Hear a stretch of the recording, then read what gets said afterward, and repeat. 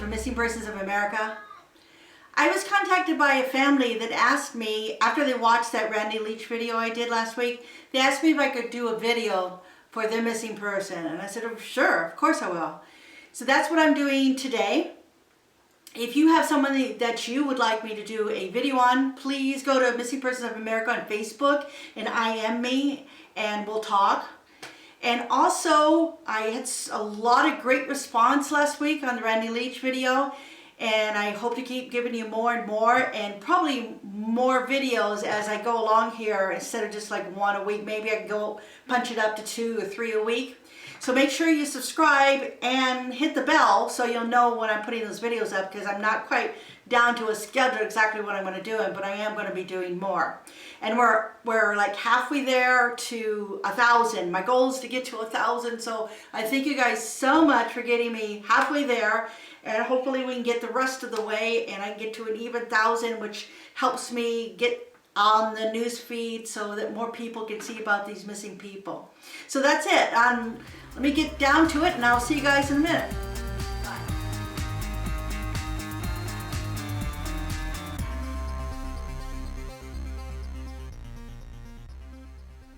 Hi, today I'm going to be talking about Jenn Pautenis. She went missing from Granbury, Texas on October 20th, 2019. Now, a lot of you haven't heard this story yet because it's just now building momentum. And a lot of that has to do with the fact that Jenn's husband, Edward, didn't report her missing.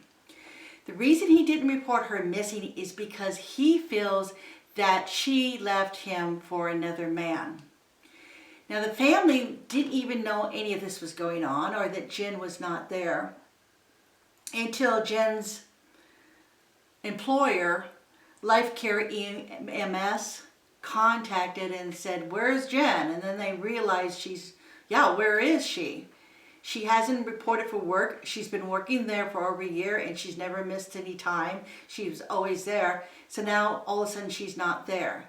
It all seems really strange that we have somebody who is fully involved in her children's lives. Her family went on a family vacation, was going to work every day, and then now, nothing, silence. So as I was doing some research on this case, I did talk to the family and I've got some information from them, a statement that they sent me that I'm going to share with you. But let me go back over a couple of things. One of the things is her husband, Edward. He said that he was putting the kids to bed when he heard the front door shut. When he came out, he said that Jenn was no longer there.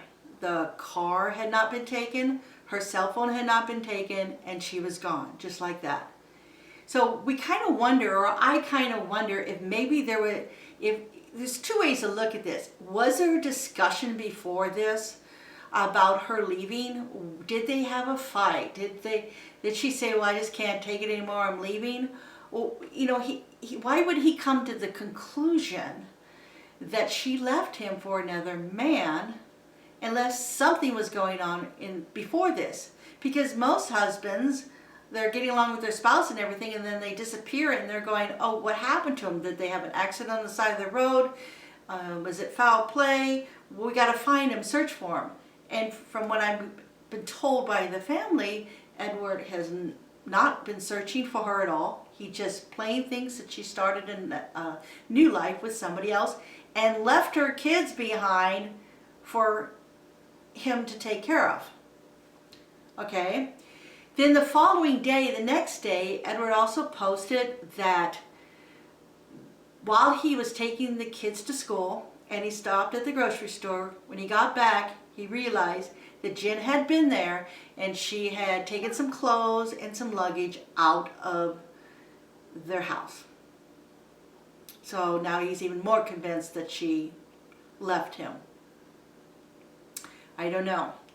So the family says this is not like her at all. She's on Snapchat all the time, taking photographs and sharing it with the family, and now nothing. There's been nothing.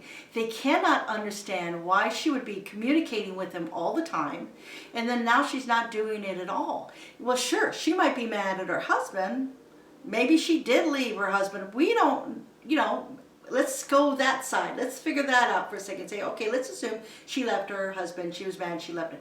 But why would she leave her family too? Why would she leave her kids? That's the part that just doesn't seem to make sense. That's right, that's Mo. He's agreeing with me. Thank you. Oh, well, let me read you what the family said, okay? And it says, the family told that would be, yeah. We learned the other day, I'm going to just read it right for you. We learned the other day that Ed had loaded the van and is no longer at the house. All right? So the white van that they were in is no longer there, and he's no longer there. At this point, while I'm doing this video, I don't know if he's returned yet or if he'll return tomorrow or next week, but at this point in time, he's left. They said, we have been doing all we can to find our loved one. We are asking that if anyone's seen her around the time to let us know, and any video surveillance they may have had of her that live in the local area, they would love to have that too. At this point, any information could be helpful in determining what happened to Jennifer and could be the key to finding her. So the most important thing is anybody who spotted her. So if you recall the last time you seen her, it would be nice to get a timeline when she was last seen by somebody other than Ed. Now, they also said there was a little bit of information here about a trip that they took. Let me go back up here. Okay, so here it is. So a statement from the family says that Jenn was on a family vacation in Clarksville, Tennessee on October 20th, the day she went missing. And she returned home around midnight. She was seen unpacking her stuff from the van and went missing around 9:30 p.m. that night. So now here we got more of the story.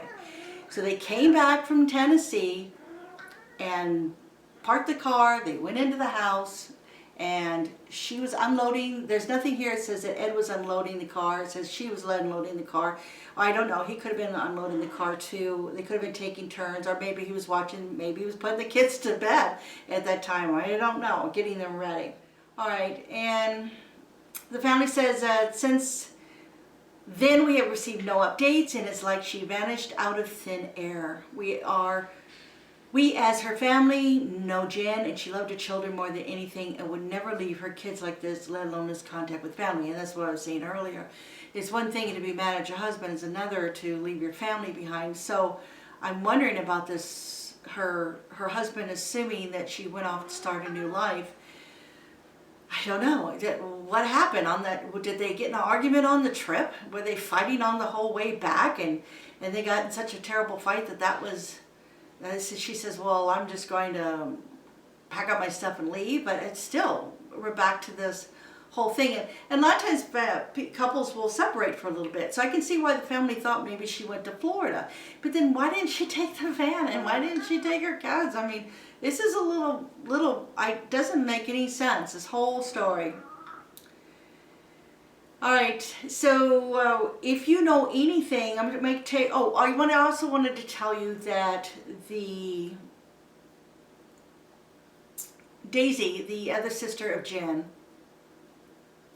is talked to the Hood County News, and she felt that there was foul play as far as Jenn is concerned. And she said that Jenn had made a phone call before she left at 9:30. But the investigators would not tell her what the phone call was about. I don't even know if they know what it's about, or even, I'm sure they know who it was too. But for some reason they haven't told her. And I don't know why that would be information that you could not share with the family member. Why couldn't you say who she called? So if they do know who she called, I'm hoping that they've gone to wherever that person is she called and talked to them in person to see if there's some connection there.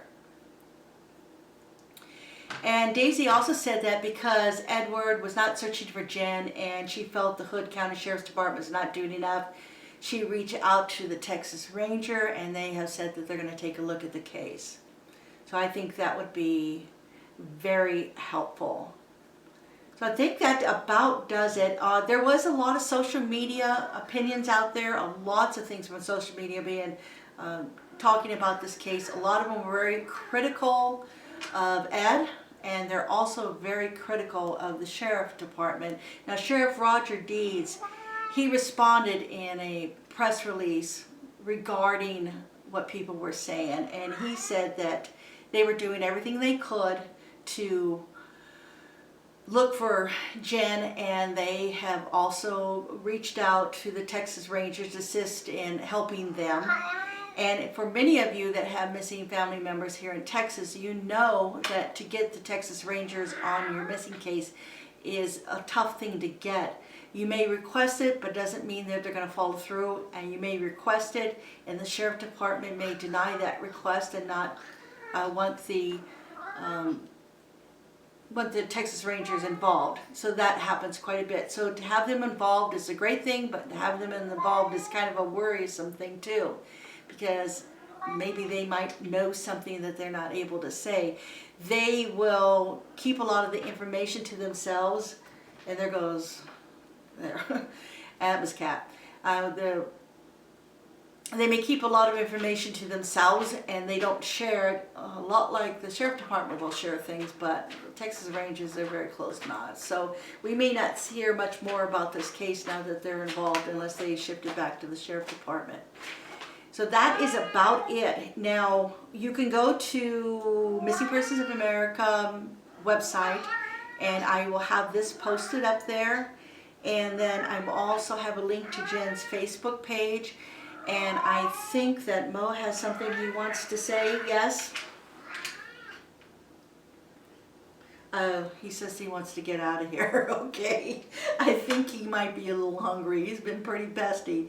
So I'll wrap it up for today, and hopefully I'll have another one for you tomorrow or the next day on a new case. And if you got something you want me to do, please reach out to me on my Facebook page on Missing Persons of America. Thanks for watching. Bye.